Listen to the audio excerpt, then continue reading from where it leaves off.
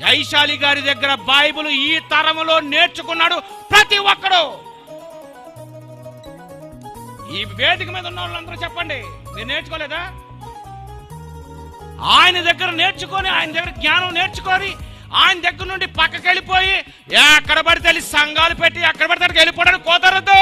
శరీరంలో అవయవాన్ని కానని చెప్పడానికి వీల్లేదు ఎవరికే. బైబిల్ తెలియక మాట్లాడుతున్నారు. నేను ఆయన దగ్గర 25 సంవత్సరాలు A to Z నేర్చుకున్నాను. మీరు ఆఫ్టర్ ఆల్ 160 డిప్లొమా, బీబీటెచ్, ఎంబీటెచ్ నేర్చుకున్నారు.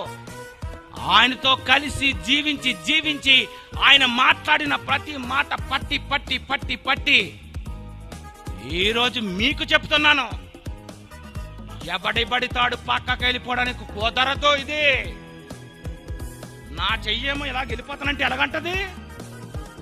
కాలు వెళ్ళిపోద్దా అంటాను.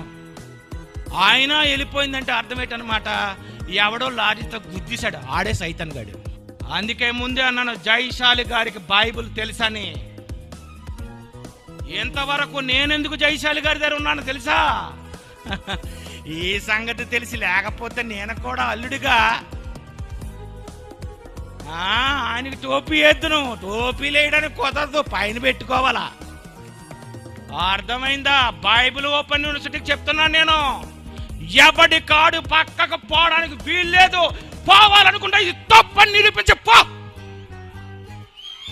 తప్పని నిరూపించి పో. నువ్వు కాదు, ఎవడికి బైబిల్ తెలియదు. శరీరము ఒక్కటే.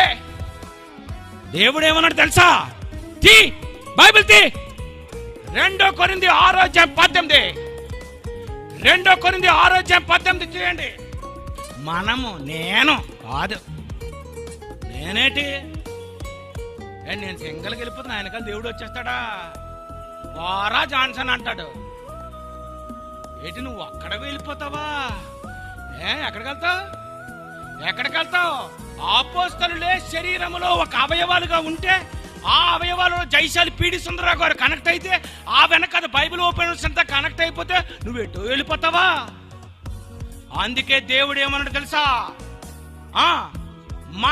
మనము నేను, నువ్వు కాదు, మనము జీవము గల దేవుని ఆలయమై ఉన్నాము. ఆలయాలు కాదు నాయనా, మనము జీవము గల దేవుని ఆలయమై ఉన్నాము.